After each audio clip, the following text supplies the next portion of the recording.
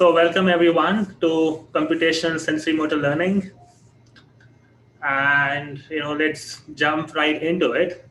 So first, course logistics. So you can find the course website. We recommend you sign up for Piazza. All the announcements will be made through Piazza. And on Piazza, you'll also find a code to sign up for Gradescope.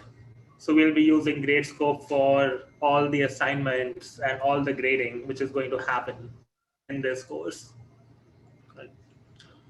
So this course is primarily about introducing and going in detail about different approaches to learning to control. And so the first part of the course will have weekly assignments, which will be given in collab.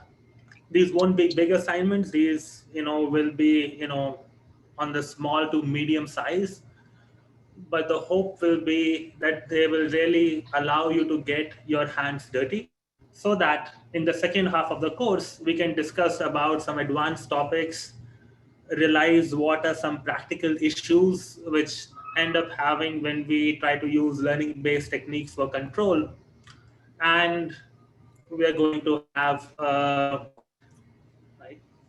the grading is going to be 50% assignments, 40% project, 10% class participation.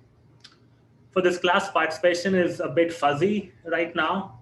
We are still trying to figure out what might be the best way to gauge it, either interaction on Zoom or on Piazza. But if we find that it's hard to gauge class participation in an online medium, we will incorporate this 10% into the project, right? So then that might be your final presentation that class, the mid semester report that you submit, and so on. So that will be wrapped up into a project. So we'll let you know how that evolves. So there's some fuzz over there, but pretty much how the grading is going. Then we have Tao and Josh as the course TAs. Do you want to say hi? Tao and Josh, are you here?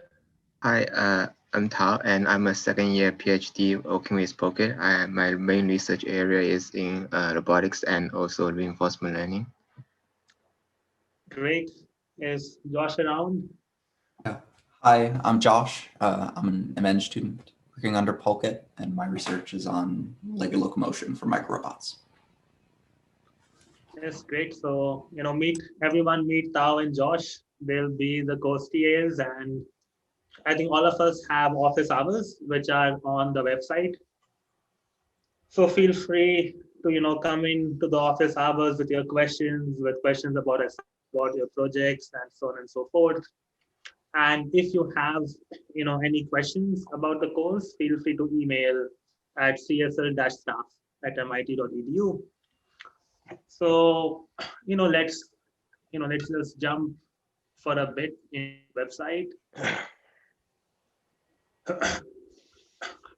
So the lecture schedule is over here, right? So as you will see, we are covering basics of control, basics of reinforcement learning. Then we jump into, learning, and then we start taking up, few short transfer learning, what to build in self-supervised learning, and then, slowly going into more advanced topics.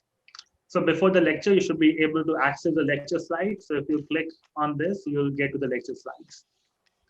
Try to make sure all lecture slides are available before the lecture starts. And the schedule for assignments, I guess we'll put up a schedule for assignments also, but you'll find all the information on the website. So let's go back to Keynote. And then, all lectures will be on Zoom. I, encourage people to have their videos on as much as. And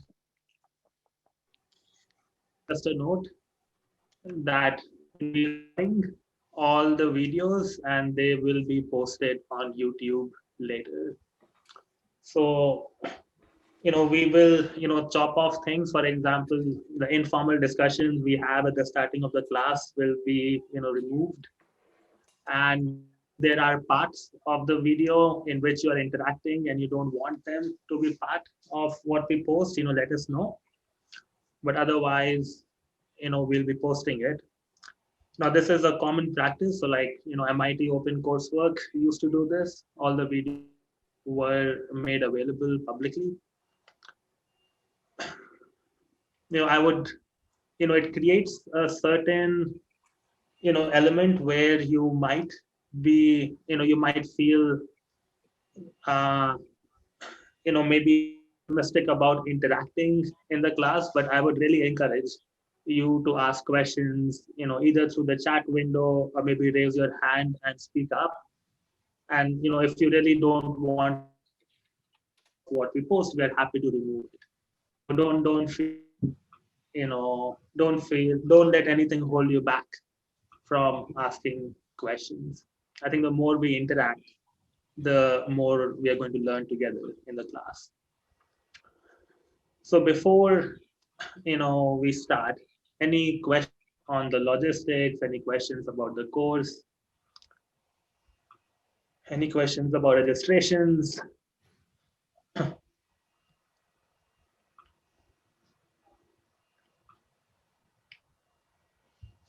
Nope. Everyone pretty much knows what's happening, what's going on.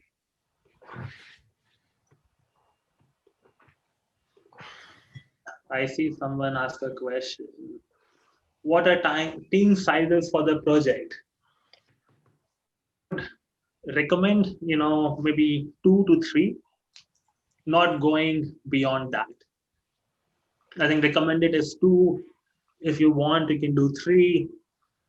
Don't go beyond that. I think a bit also depend on how many people actually end up signing up for the course. But the recommendation right now is 2 to 3. Any requirements for listeners? There are no requirements for listeners.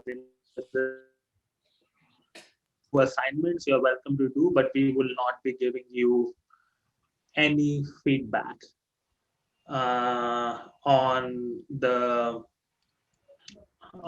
assignments if you're a listener to the course.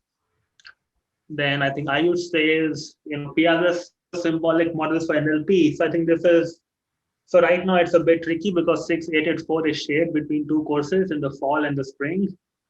So fall, I think it is neuro-symbolic models, and in the spring it becomes this course.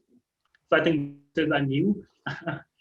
The neuro-symbolic models for NLP and the computation sensory motor learning. Hopefully in future we'll have a unique course number. But for now, you can sign up. You can sign up for the Piazza. Kathy, I'm not sure what you're asking. No, I'm just saying that, yeah, that one that says neurosymbolic models for NLP actually is right. I just tried to click on it. Yeah, okay. Cool. Any more things? Maybe I can ask you something else. Maybe I can ask you what are you hoping to learn in this?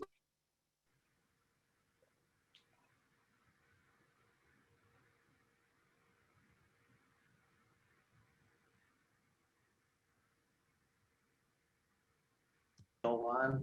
I guess it's a dead silence. Is there, or maybe let me ask you something else. Do you have a favorite, application of learning that you saw in previous, couple of years that you're really excited? Or you think it will be very cool to know how it works and maybe to do something in that space?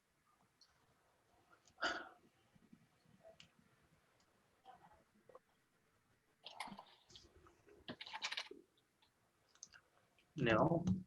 Okay. How many people saw the very recent project by Google where they launched these hot air balloons in the sky to provide Wi-Fi? Did any of you come across that? Yes, no, I guess if you're nodding your head, unfortunately, I can't see everyone. So if someone wants to, say yes, no. Yes. Yes. Yes. So I mean, so that was one of the most recent applications of reinforcement learning, where the problem is you have a balloon like hot air you want to stabilize, but you have wind which is blowing, and it's really hard to model wind. So if you cannot build models, then how do you end up doing control? So in this course, we'll try to understand, what are the different techniques to do learning and when to do learning. I think reinforcement learning is a very broad topic, but in many scenarios need the full power of reinforcement learning. Sometimes it is required, sometimes it's not really necessary. So what I'm hoping is, by the end of the course, you'll be able to look at a problem and be able to analyze, different ways in which you can approach it. And if you really think that learning is the right way of going about it, then what are different techniques that you have available, depending on the specific constraints and requirements, right? For example, data constraint, or maybe safety is a big constraint for your system, right? Or maybe your system is non-linear and you don't have an access to a model. But in other scenarios, you do have access to a model, but you don't know how to control it.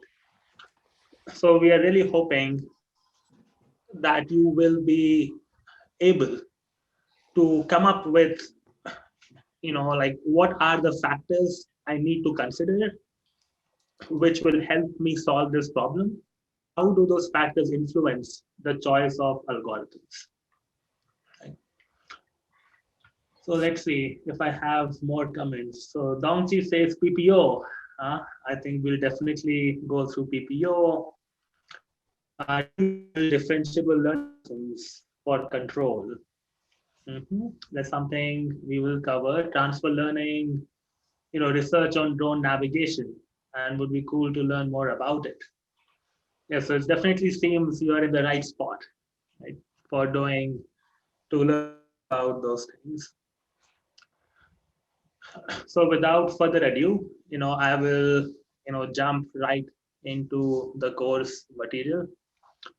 So the first lecture is supposed to be more like an introduction, where I'll walk through, at maybe at a high level, the different ideas that are involved in building systems or controlling agents to do a task that we might give them. So sometimes, you might, moving left and right, or my head moving. So on left, I have where I'm seeing your chat comments, and on the right is my lecture. So if I'm on my left, if you don't see my, me looking at you, it's, me just looking at you. Poker, huh? I think poker will also be fun. Maybe one of you can do poker as a course project. That would be fun. Okay. Any final comments or questions before we get started?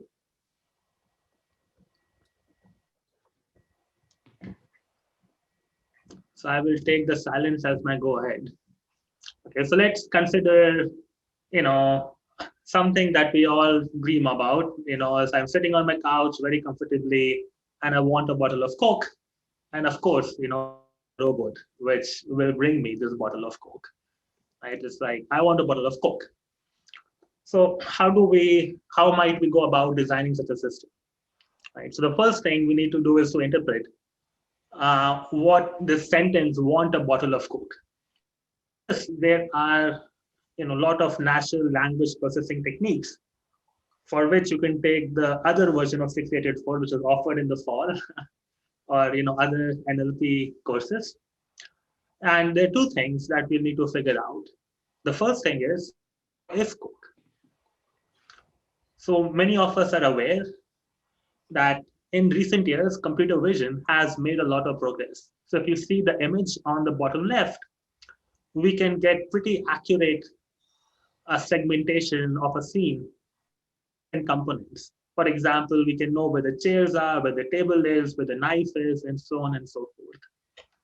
Now, the picture is not as rosy as you see in the image. Many times these systems fail when applied in the real world. But, is also representative of the kind of results you might get more often than not. So there has been substantial progress in the field of computer vision. Now, if you want to learn about how do we build, these systems which can give me such segmentation output, I think MIT has the computer vision course, which I think Antonio and Philip are teaching this semester. So I recommend, taking that course if you want to know how do you go from an image to these outputs. So one thing that is to know what is Coke, which we can leverage computer vision for. The second question is, where is Coke? And so now this is a matter of common sense. For example, Coke is usually in the and fridge is in the kitchen. Now, as humans, we know about these things. But what about my robotic system? How does my robot know about these things? So one possibility is that I can make use of some large-scale language models to answer these questions. What are language models? So there is a lot of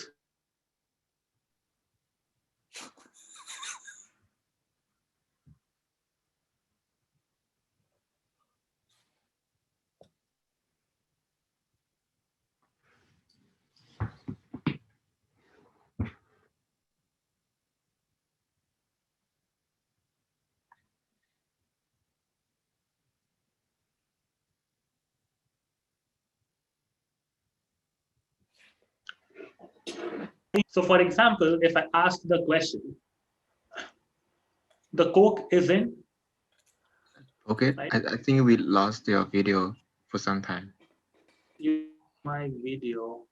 Am I audible now? Yes, but sometimes it goes off. I see. I am not sure. Okay, if that happens, let me know. Again, I might have to reset my Wi-Fi if it keeps on happening.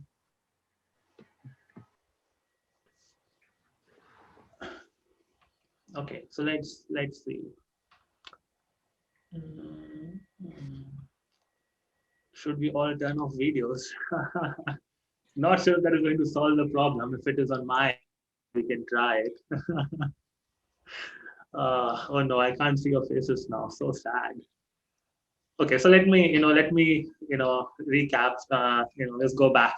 So what I said was, we want to understand, we want to know where is Coke, and Coke is in the kitchen. This is matter of common sense, but how do I get this knowledge, right? So one possibility is that we can leverage language models. What are language models doing? They consume a lot of text data and try to condense that information. So essentially, to understand them very intuitively, I might have a question, the Coke is in, and these language models try to fill in what words will come after. So in some ways, we are learning correlations, a string of words, what words are going to follow afterwards. And these models can be trained by leveraging large amounts of data available on the internet, where the data is in form of Wikipedia articles, books, other news articles, so on and so forth. So let's look at what kind of answers do the latest and greatest models from today give us.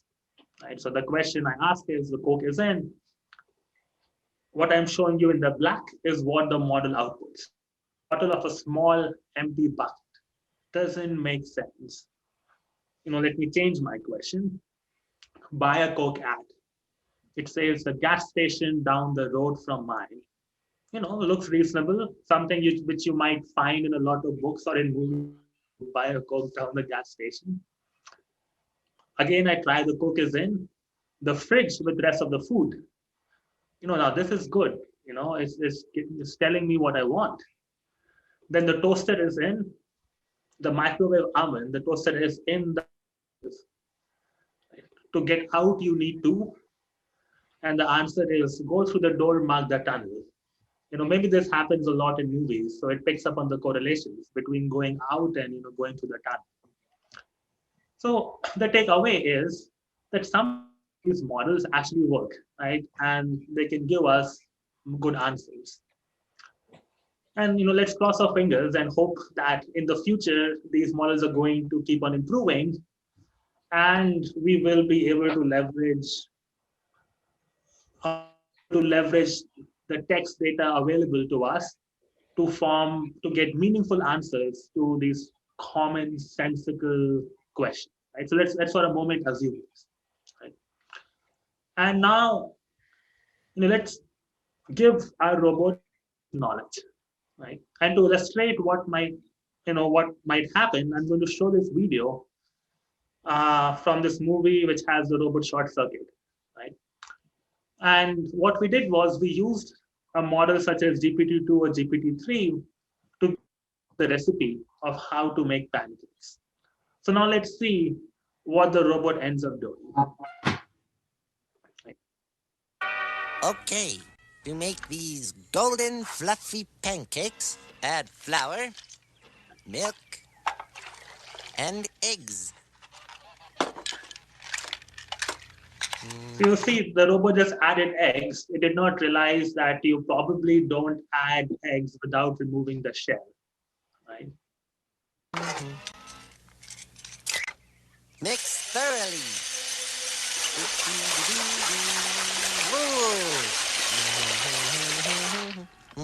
Still lumpy.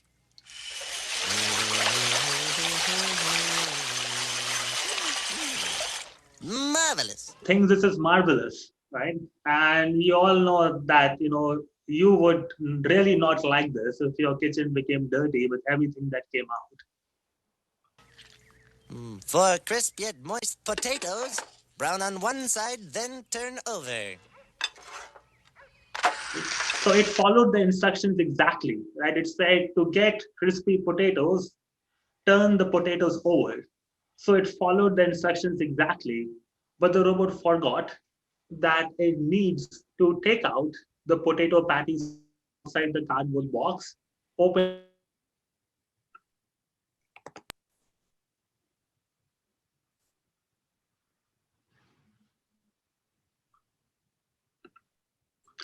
So these are, a lot of things which are common, but are not really written down anywhere, right? But these are things that we know from our experience. So while it is plausible, I've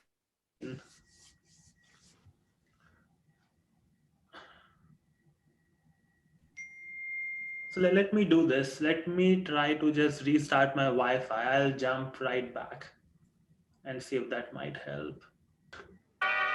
So what you saw was, this robot, even though we could tell it, at a high level, the recipe of how to make a pancake, there are many things involved which make it really tough to actually make the pancake, because there's a lot of things that we know about the world which we never write down, right? And so maybe theoretically, language models can give us this information that we need to open the cardboard box and take out the potatoes and then open the plastic bag. It could happen. But even if that happens, there's still skills that you require to actually, open the cardboard box and hold the pan and so on and so forth. Right? So one question that comes up is, how do we actually learn these skills? And more generally, if we talk about skills, we can consider even playing games like Go or playing games like multiplayer games, where essentially we are learning skills to solve these games. Right? And there are other games also. For example, other video games like the Atari games. And there have been several success stories in developing algorithms which can successfully beat humans at these tasks. for example, I'm showing you one example where we are playing this game.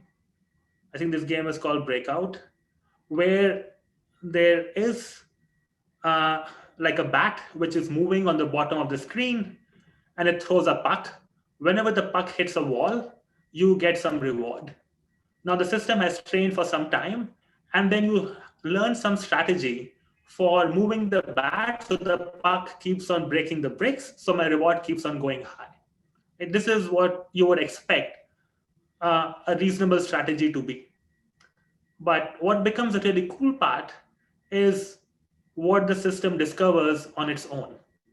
So what it discovers is that the most efficient way to get points is not to just use the puck to break these bricks, but to actually put the puck through a hole on top. Now what that does is the puck now starts hitting the bricks on its own, and your reward increases even more.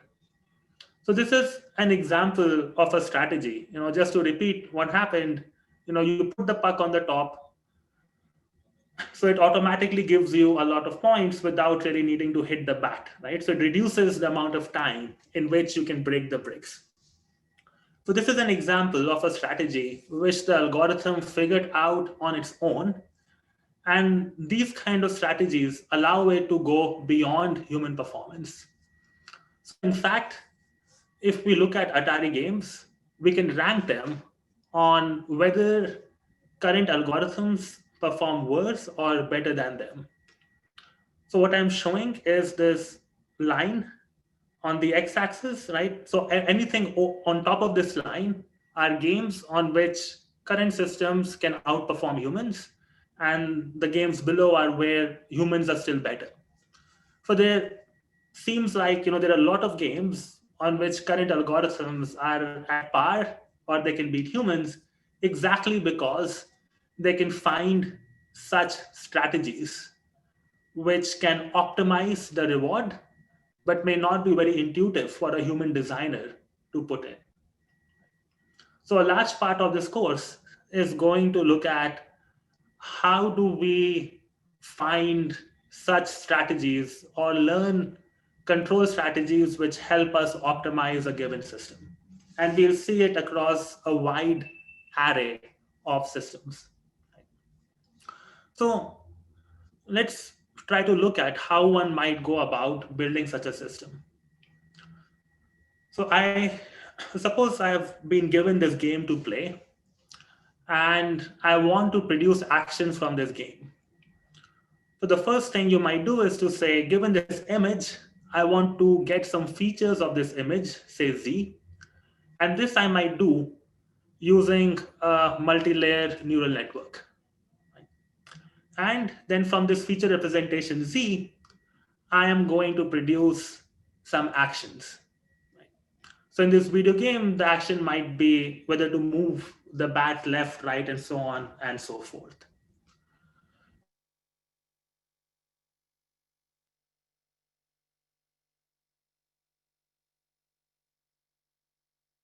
Haven't taken a deep learning course, this course might be hard to follow. If you have taken a basic deep learning course, I think that is what you need. You wouldn't need any advanced knowledge beyond that. Okay. So when I put this problem in this setup, right, I have an input observation and I need to produce an action. This looks very similar to the problem of image classification, where I have an image of a cat and I want to classify is it a cat or a dog and so on. And the way we do is that someone tells me, that this is a cat, and then I will compare my prediction against the ground truth, which is then used to optimize the features that I end up learning. So a natural question that comes up is, what is the difference between the setup on the left and the setup on the right? Are they equivalent, or is there any difference?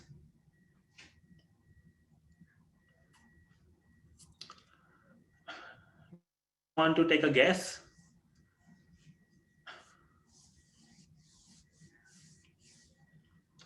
Output is delayed in time. The left is sequential input. So one part about having a sequence of images. So maybe I can replace a cat by a cat video, right? Where I still have a video sequence and I'm trying to classify, is this video opening a door? Is the cat walking out, or is the cat sleeping? Right. So William, my question was, we have the setup on the left where I get an input, which is either an image or a history of images, and I'm trying to predict the action. On the right, I have a similar setup where I have a cat and I'm trying to predict, I have an image and I'm trying to predict what object is over there. So the question is there any difference in the setup on the left and setup on the right? So some answers, that are coming in is that the correct action isn't clear on the left-hand side. There is no ground truth to compare against, right? So we haven't really told what the ground truth is. It's something the system needs to figure out on its own, right?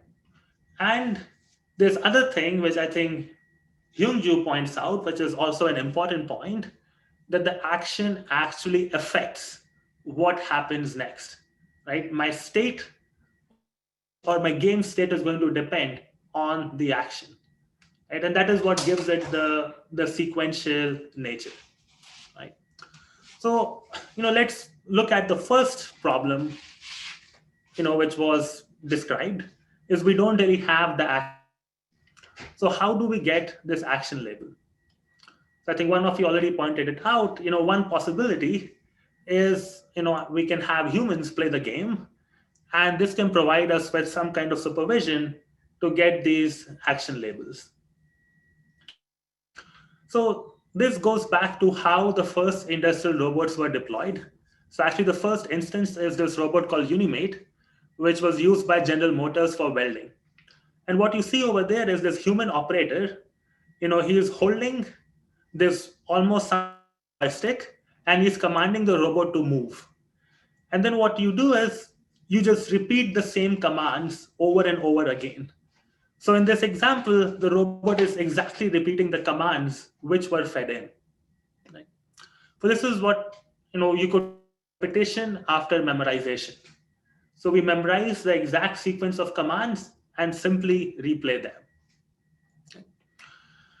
So on the axis of whether the behavior is self-learned or the behavior is hard-coded, this is the most extreme version of hard-coding. And what we're going to do is, we're going to try to map different approaches on this axis. So it turns out that even today, most industrial robots work like this. A sequence of commands which is fed in, and they repeat the same actions. And why that works out is because all the parts are of the same size, they come in the same place, and you can perform the same sequence of actions. Right? Now, but the function is pretty limiting because the world is subject to change and we might give new tasks to my system.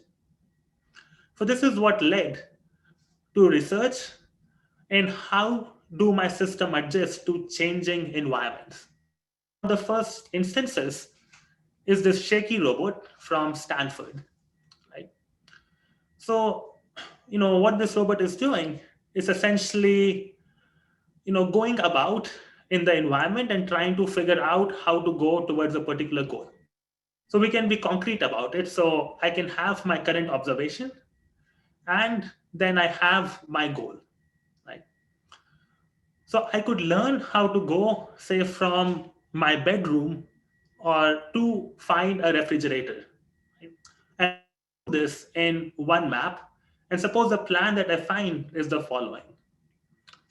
But what happens if I now go to a new house? Right?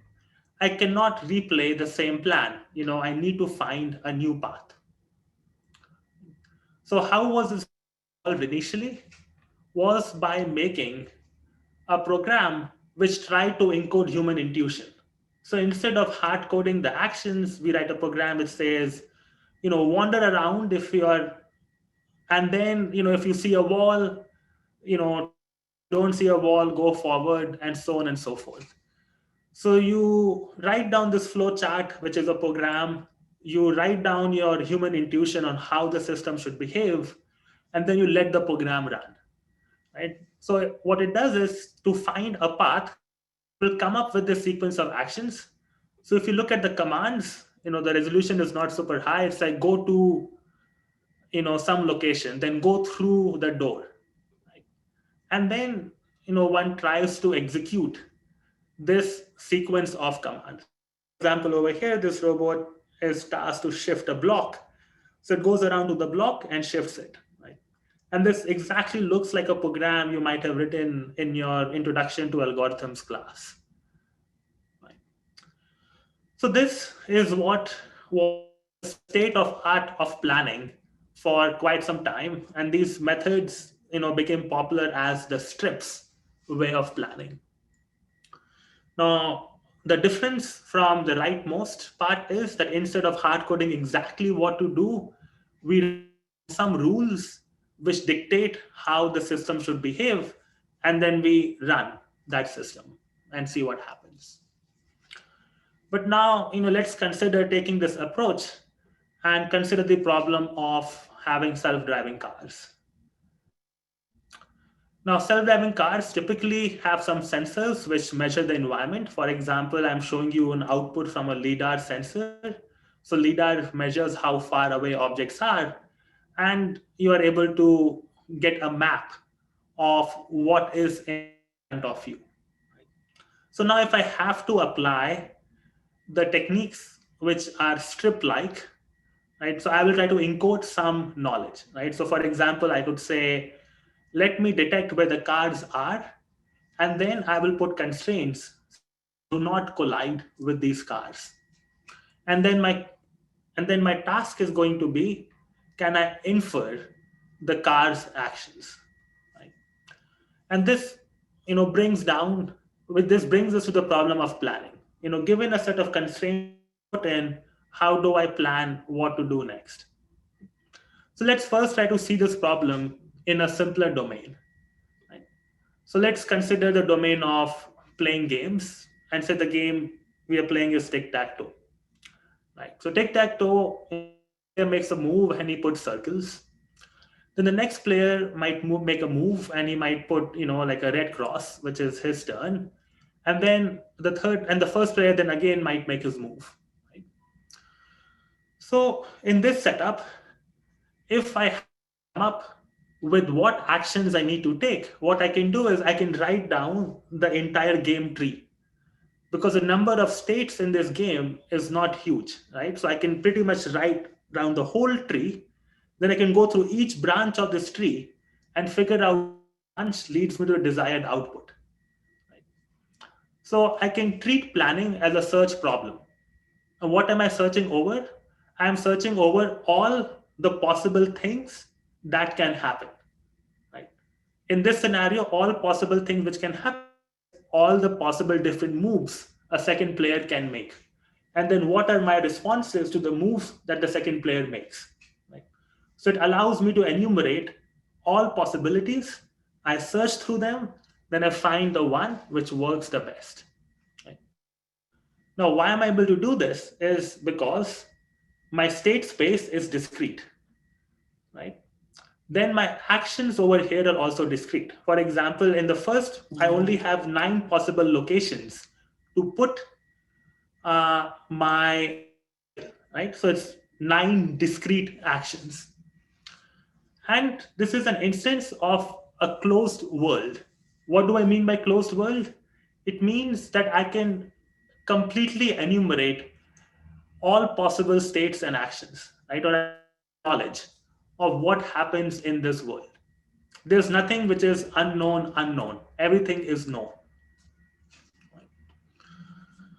So, okay, so if I have discrete states, discrete actions, and I have the closed world assumption, and my states huge, right? I can just enumerate everything and find the best path, right? And that is what is going to give us a plan. But as we know, right, for example, in the self-driving car scenario, everything is not discrete. So how do we take this intuition into domains where I might have continuous state space or also continuous action space? So for that, let's consider a simple task where I have this black ball and I want to hit this green ball, which is my goal. And I want to plan a sequence, I want to plan the action. So now in the previous example, what we did was we tried to emulate all possible states. Now what I can try to do is I can say, let me imagine what would happen if I apply a certain force. So if I apply this is what the trajectory of the ball is going to look like. Then I can try a different force. And similarly, I can try a lot of different forces. So this is what we are going to say is we are visually imagining the effect of different forces. And from our imaginations, we're going to choose the one which leads to the best result, right? And this is, what we mean by planning, right? So in this case, I was able to enumerate. In this case, I cannot enumerate everything because the action space is continuous, but I can sample many, many actions and choose the best among them. For this approach is called model-based methods, where I have a model of the world, and by the model I mean something which tells me if I am in my current state and if I take an action, what is going to happen next, and this allows me to enumerate different possibilities. So to be more concrete about with a more relevant problem, maybe I have my current state st and I want to push this object into a goal state SG. Right? And what is my model of the world? It comes from physics. I a sequence of actions, and physics is going to tell me how my next state is going to evolve. And I can write down the following optimization. I can say I want my last state at time step t to be close to the goal state, and I want to find such a sequence of actions. Now, this is called as the cost function or the reward function, right? And this optimization is subject to some constraints, which is that my state transitions have to follow the laws of physics. And this is known as model-based control. Now, in some ways, this is great because, things like physics are very general. So instead of coding, how I want my system to move, or instead of handwriting like a program which says if there is a wall, don't collide. If there's a doorway, go through it. Maybe I don't need to be prescriptive. Maybe I can just say this is my goal and these are my ends. Just find the actions which are going to satisfy those constraints and get me to the goal. And because things like physics are so general, I can apply it to many different problems, right? For example, I was playing, billiards in the previous example, and I'm trying to move this hammer, and then I might change this to say, manipulate ropes.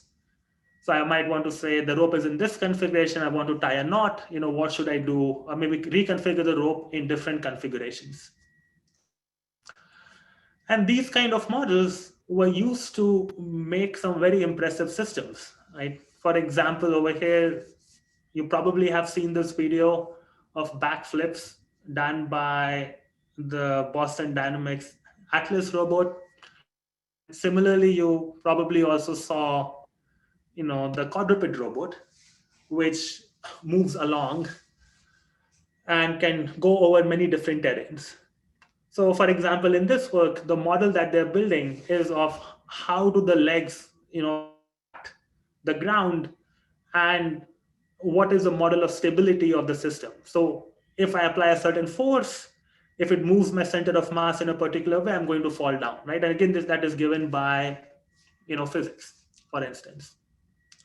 So there are some instances where we can leverage physics models, do some trajectory optimization, and get a sequence of actions to do the kind of things that we just saw in the previous. So it all looks great, right? But what happens when I try to deploy these systems in some scenarios, right? So this, I'm showing you a video from a grand challenge in 2015. And this is, not the teams that I chose which were doing the worst. These are some of the best performing teams. And what you see is that these systems don't really perform that well, even at some very simple tasks like opening a door. Right? And you might wonder, what could have gone wrong? Why is it that, while we have seen this, very good demos on the slides, to do these commonplace things, these systems are failing. So what is going wrong over here? So let's try to understand that in slightly more detail. And I'm going to illustrate that. Okay, so let's resume where we were, right? So I'm going to illustrate, why these systems may not work with help of this particular work, which was done in Alberto's lab a couple of years back, right? But the problem setup is quite easy. I have a robotic finger which is trying to move this particular object, right? And they're objects of different shapes. So let's listen in, what they have to say. And what I'm trying to do is to see why it might be difficult to push this object. Right? So is not easy. Physics-based simulation often produce inaccurate results. In this video, we let pusher execute the same pushing motion on the block in real experiment and simulator.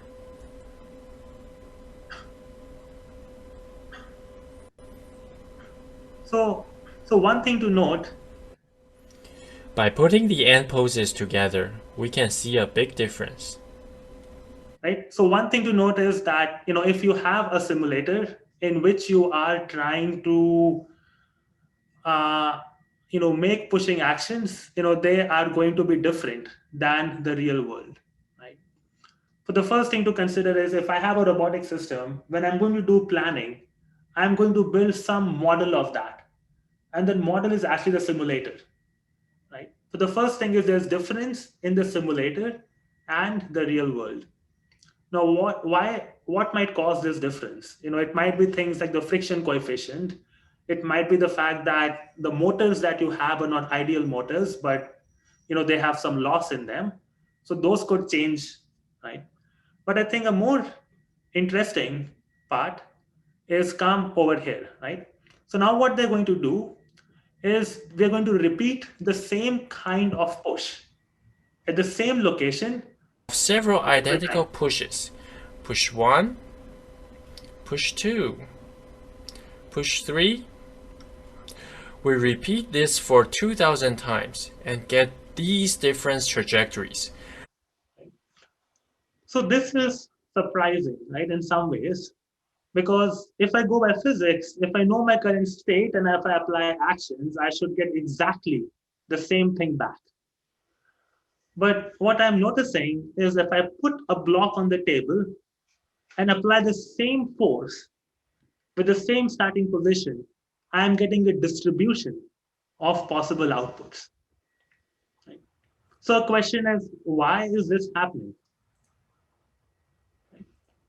Anyone wants to jump in and say why you think this might be happening?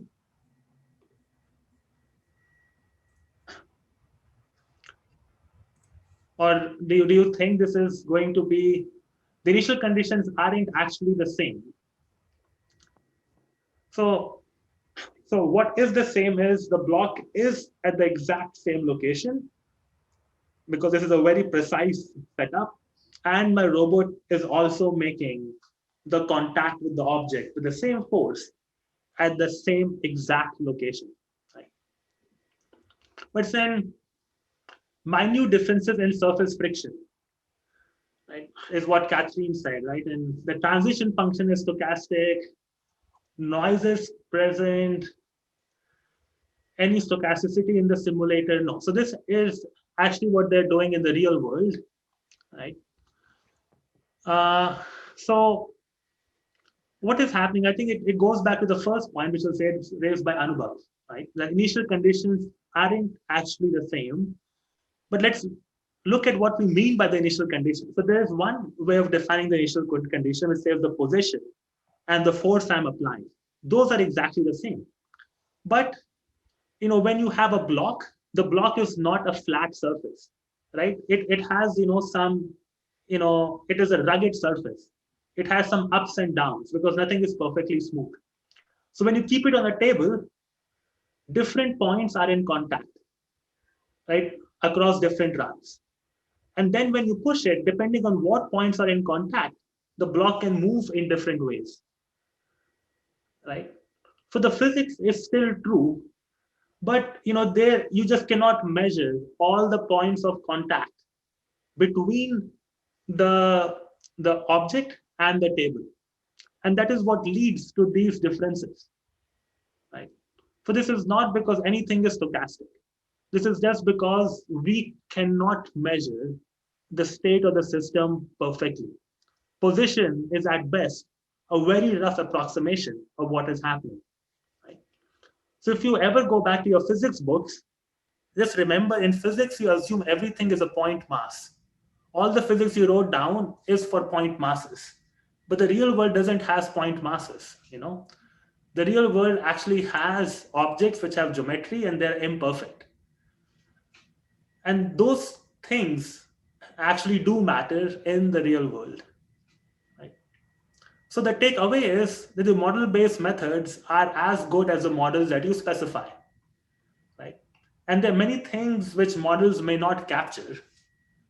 You could make attempts to capture those details, but it's going to take you a lot of effort and time. That's why if you look at the videos which came out of Boston Dynamics, they could get these impressive behaviors, but it took them a lot of time to figure out these details that you need to put into your models to make the behavior be repeatable, to actually get what you want. Right? So let's expand upon this point a bit more. Right? So if I am working with observations, which is what I have access to in the world, I have an image observation of the system, which is easy to measure. And I want to go to my goal state, right? But the problem is I really can't put in these images into my physics simulator. My physics does not work on images. What my physics works on are things like mass, friction, and shape, and so on. Right? So the first part I need to do is to identify what properties of a system are actually necessary, right? Which we might call as system identification. Right? And given these properties, how these properties are going to evolve in the future, right? So this is all part of system identification. Now you might think, well, the system identification, seems general because I have a general set of properties, mass, friction, shape, these are general things. But turns out that this is also not really true. For example, if I now give you a rope, there is this additional property such as stiffness, right, which gets involved. And sometimes, systems are going to have special structure which you can make use to, improve your performance in some ways, right? So it turns out that if you really want to build a system which can, say, for example, operate in your house and deal with a wide variety of objects, it's not very straightforward to firstly even define, what your state space is going to be. Right? Then the next thing is, suppose magically, even if you were able to define the state space, how am I going to estimate these parameters? So one thing we could say is, well, I can use computer vision, right? And then we have deep networks. I'll throw in an image and try to predict these properties. But turns out, prediction of these properties is actually very hard. The first question is, how are you going to get supervision for these things? If I want to get supervision for cats and dogs, it is easy. I can upload them on the internet and have humans label them, because all humans understand what is a cat and what is a dog. But if I put in images on the internet and say, label the mass of something, label the friction, it's not going to work, right? No one can look at an image and guess the mass of the friction. So even generating data becomes extremely hard in these cases, right? And then if you're making small errors, these errors are going to keep on accumulating in the future, right? And if your errors accumulate as you're simulating the world forward, your planning is not going to be accurate, right? Now, to illustrate this point, even further, right? Consider a simple thought experiment. I throw a stone and a feather from top of a tower. And this question is very simple. Will the stone fall first or not? So let's take the computer vision approach, where what that will do is it will have the feather and try to estimate things like the mass and the shape and the air drag. Now just imagining trying to get the shape of the feather from a sequence of images, it's going to be quite hard, because you have all these interesting structures in the feather.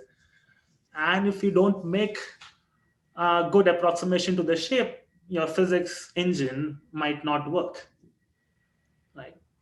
On the other hand, there are properties such as texture, which might be much easier to predict, but we can't really feed in, texture into a physics engine. So it turns out that there are some representations that are easier for vision, and there's some representations which are easier for doing physics, right? So just to illustrate this is, I have a system where I want to, go to a particular task, but I need to estimate the state from my vision system. And then I want to use a model, which is my, physics engine. And the question is, what is this thing in the middle, right? So classical, knowledge, or, this classical advice would be, if I have a big system, let us break it into components and let us try to solve each component one by one, and then I can stitch them together, right? But this is the kind of problems you run into. If you want to solve computer vision, there are some things you can do very well. If you want to do control, there are other things, from which control is easy, right? But there might not exist a common interface from which you can connect, vision to control, right? So this is, one big question, what do I do, right? And, classically, if you look at the field of robotics, there are people who work in doing control, and there are people who work in doing computer vision.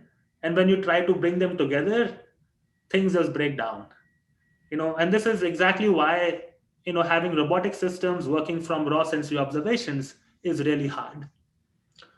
So I'm illustrating this example through robotics, but this is a consistent story, no matter what control system we end up studying, right? So if you're not into robotics, but if you're into finance or you're into some other fields, you will encounter this issue of what is this right feature representation on which I can do control, right? So we can, there are two things we can do. One thing we can do is to say, well, let's try to fix this problem. But even before that, just come down to this and say, well, is simulating physics even sufficient? Should I just try to find a good representation so I can use physics because I know physics is something I can use? Or, are there, some problems even in that, right? So let's go back to, self-driving cars, right?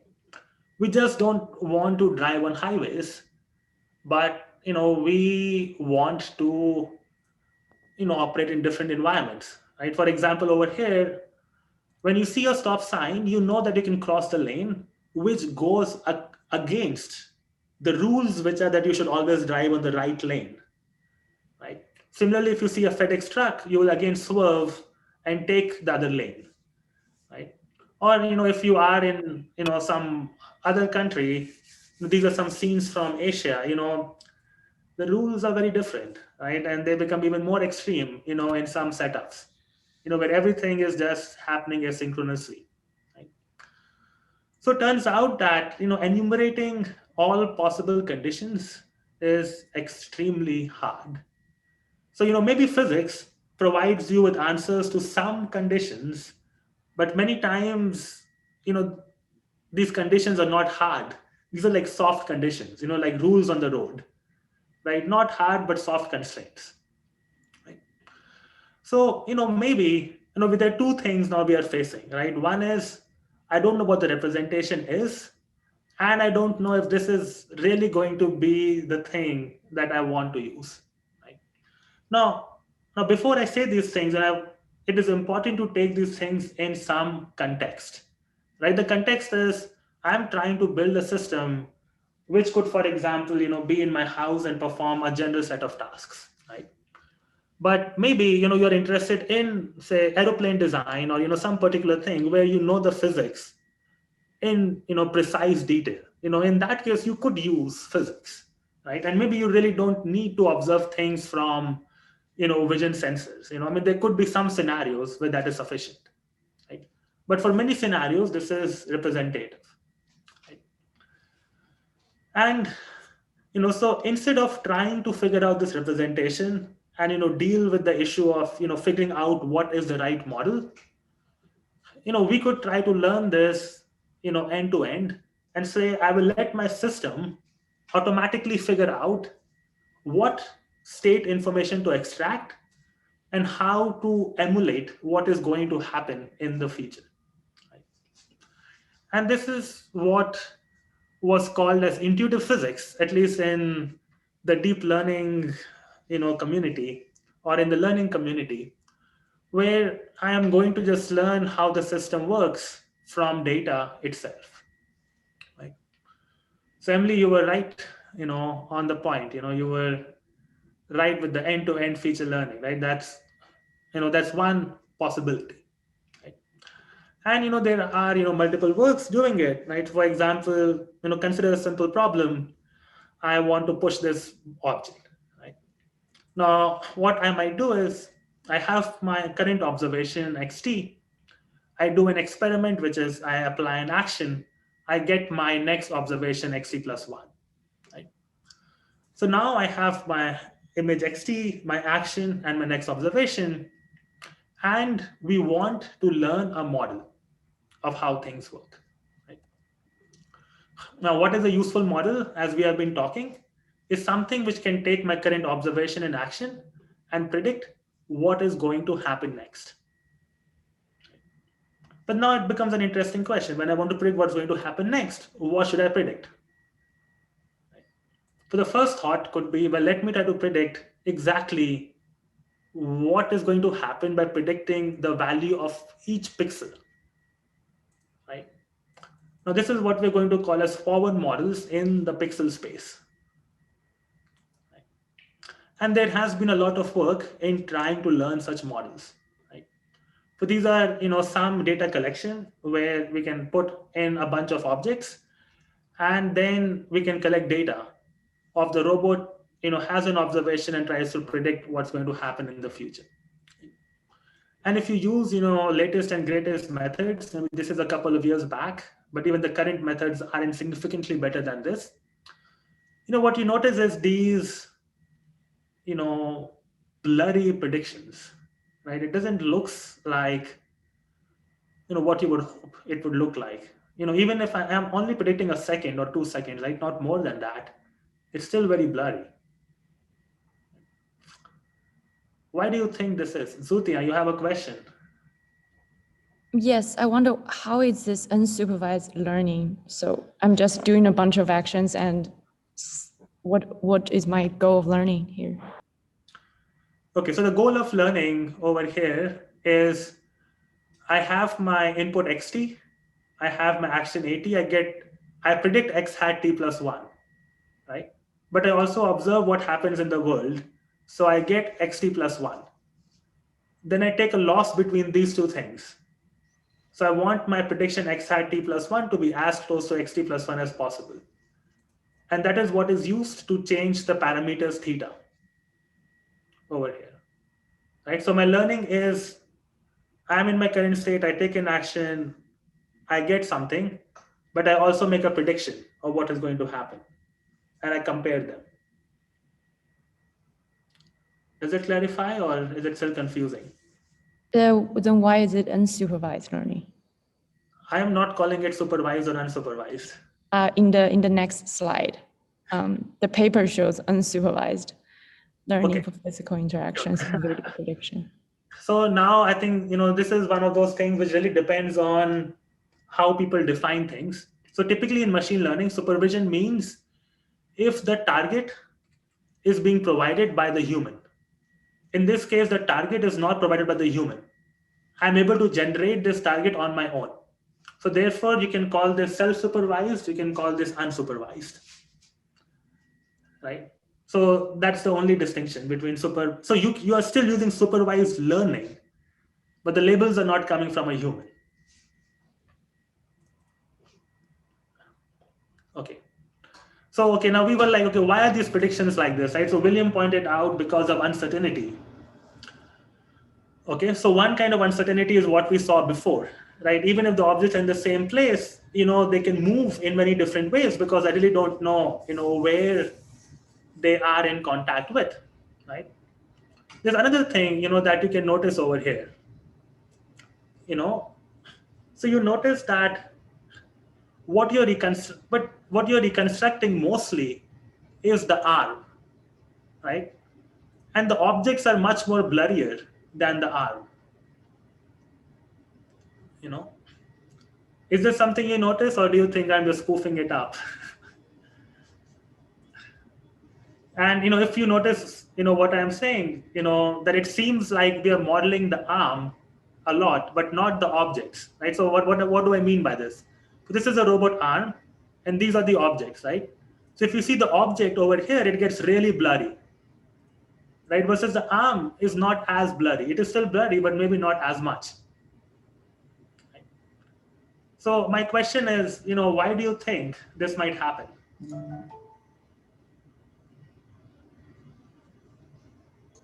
The blurriness somehow captures the uncertainty. The what? The blurriness captures the uncertainty in the prediction. The blurriness captures uncertainty in the predictions, right?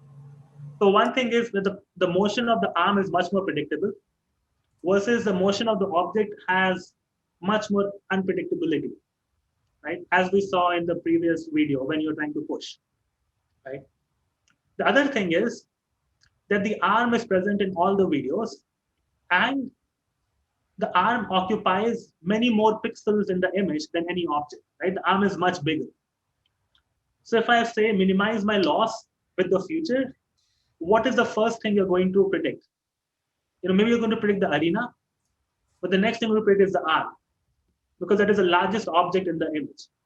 So only after you are able to accurately predict the arm will you start focusing on the objects, right?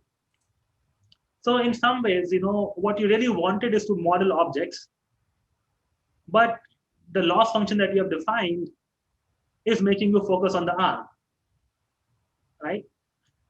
So you are trying to predict way too many things. You're not able to select what you really care about, right? So because of uncertainty, this is a hard problem, but you could also ask, is this the right thing to be doing? Right? Just to push this point a little further, consider I have a glass bottle, then I go and I drop this bottle, it's going to break, right? But I really don't care about, where these, pieces of glasses go or where, all of this water goes. So it's easy to predict that the bottle breaks, but very hard to predict the exact location of these glass pieces. So if I'm trying to predict the future by predicting pixels, I'm trying to solve this extremely hard problem, right? which may not even be the right problem to be solved. I mean, the easier problem to solve is the bottle breaks down and I don't want to step on it, but I don't have access to these labels, right? I mean, if I want to predict at that abstraction, then someone needs to tell me, someone needs to label these videos, right? So there is, this, kind of tension between what is easy to get supervision for and what is the supervision that we want, and that is one topic that we will, touch upon in the class is, how do we learn, these appropriate feature spaces, right? I'm going to, and then, and what we'll see is, there is a lot of work, in this area, which, you play with the environment, you build, some kind of models, and then, you give it, some task. For example, over here, tying a knot, and you really want to, perform these tasks. And we're going to look at, some systems which try to build models and how these models are used to solve these tasks. But I hope I communicated, the problem that we are trying to solve over here, right? So this is what is intuitive models. And also we're going to look at how do we learn these models from data and how can we use them and address some of the questions that we just raised. Now, there is more that we can do, right? Maybe with some, we don't have to be completely unsupervised or self-supervised. Right? So other thing, we could do is, we could try to demonstrate to a system how to do a task. Now this is going back to the previous example. Right? The first example that we saw was, about how all these industrial robots are engineered to do one task, right? But maybe what we can do is we can collect demonstrations which tell the system what to do, right? For example, over here, I have this shape which I want to insert into the holes, right? So this is what, we are trying to do.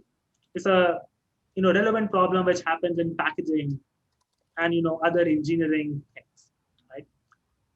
Now, but, as opposed to what we were doing previously, where we get labels, but we are only able to do the same task. Now what we want to say is, can we leverage the human labels to do other tasks, right? So kind of going beyond what we saw initially, right?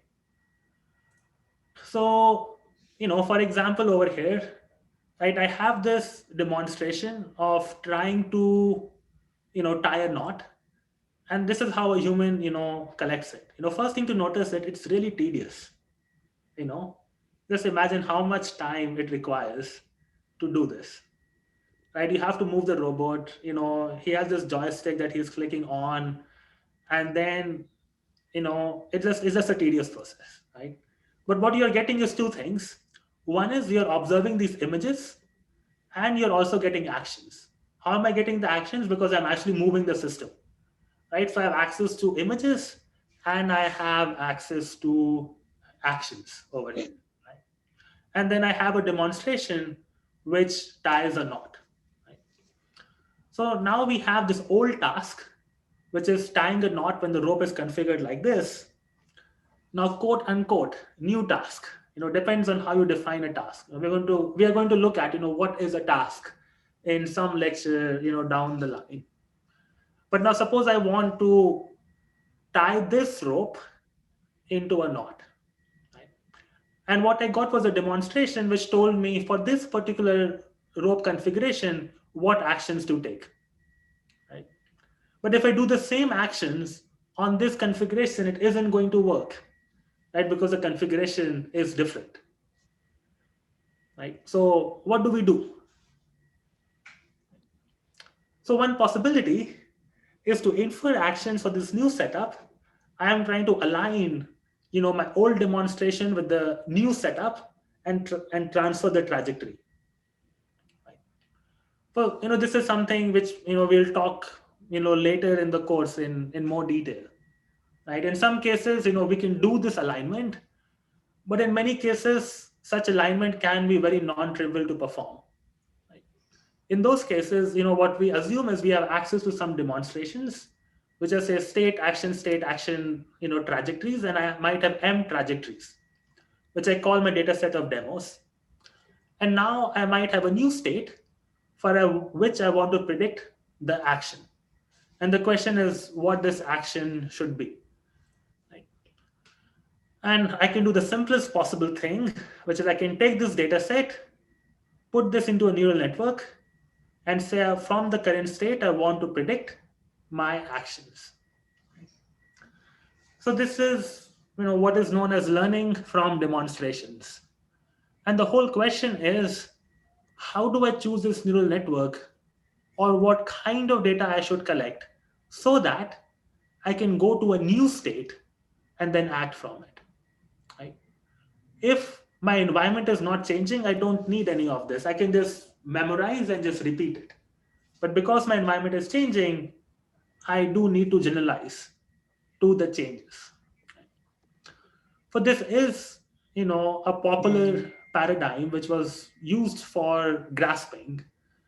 So for example, we can collect demos by saying, here is where the two grippers should come. So the green arrows depict the location of the gripper of a system. And if I, grip over there, I should be able to pick up objects. And we can train with a large data set of this. So in this particular example, we have manually defined what the grip locations are supposed to be. But it's possible to develop self-supervised ways of collecting data on where to grasp. And this is something we are going to look, in more detail in the later part. Right? So here is, where this comes, which is learning from demonstrations. Right?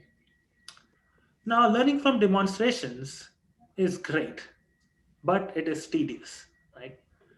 And people are developing interesting ways to go beyond this problem, right? So, for example, over here, this video, I'm using virtual reality to observe the world, and I'm controlling the actions, and then I can generate, this data. Right? So this is one way in which I can try to make this problem easier. Right? So I know we are running out of time and there were a few interruptions. So I'm going to jump and I'm going to cover some of it later. But the point which I wanted to make, and which kind of motivates a lot of what we'll also be doing in the class, is this behavior cloning is great, but you cannot really achieve superhuman performance with behavior cloning, right? Because you're limited to what the human does, right? We really want to have a way which allows the machine to automatically figure out decision-making rules, right? And this is what motivates use of reinforcement learning. And this is what we're going to jump into in the next lecture and try to see these different approaches to control in some more perspective. Right? So with that, I am going to stop and take any questions that you might have.